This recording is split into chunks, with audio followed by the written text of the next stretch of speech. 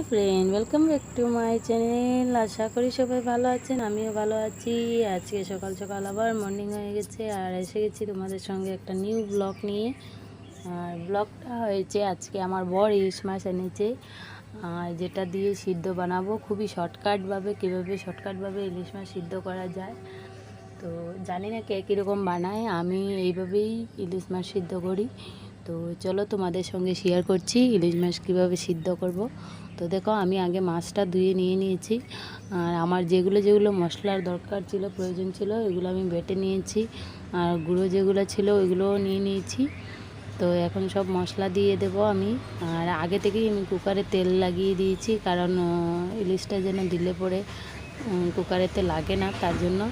তো আমি দেখো এখানে শস্য বেটে নিয়েছি, আদা রসুন পেঁয়াজ বেটে নিয়েছি, আর একটু মৌরি বেটে নিয়েছি, আর হলদি মরিচ জিরে লবণ দিয়ে দিয়েছি, সঙ্গে মিঠা তেল, দুটো তেজপাতা, ওটা ভালো করে দিয়ে তারপর আমি মাছগুলোতে মিশিয়ে নিচ্ছি মশলাগুলো।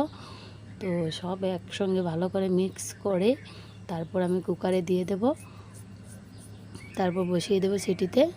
তো খুব ইজিলিভাবেই বানানো যায়, একদম কম উপকরণ দিয়ে। তো দেখতেই পাচ্ছ আমি সবগুলো মিক্স করে নিয়েছি, আর যেই তেলটা দিয়েছিলাম এখন মাছগুলো দিয়ে দিচ্ছি। তো এটাই সিটি মারাবো। তোমরা যদি এইভাবে শর্টকাটভাবে বানিয়ে খেতে চাও তো খেতে পারো, এরকম বানালে খুব ইজিলি বানানো যায়। তো বাকিরা কীরকম বানায় আমি জানি না, তো আমি যেই স্টাইলে বানাই ওই স্টাইলটা তোমাদেরকে দেখালাম। হেভি টেস্টি লাগবে, বানিয়ে খেয়ে দেখো। তো চলো সিদ্ধতে বসিয়ে দিই, একবার সিটি দেওয়ার পরেই নামিয়ে দেবো। তো দেখো আমার ইলিশ মাছটা কত সুন্দর সিদ্ধ হয়েছে, কালারটা কি সুন্দর হয়েছে, খুব হেভি লাগছে ইলিশ মাছ সেদ্ধ। তো হয়ে গেল আমার ইলিশ মাছ সিদ্ধ, খুবই শর্টকাটভাবে তোমাদের সঙ্গে শেয়ার করলাম কিভাবে বানানো হয়, আর সবগুলো মশলাও বলে দিলাম। তোমরাও চাইলে এইভাবে বানাতে পারো, খুব সুন্দর হয়েছে। আমার ঝোলটা আর একটু শুকানোর ছিল, কিন্তু আমি নামিয়ে দিয়েছি। তো হয়ে গেছে,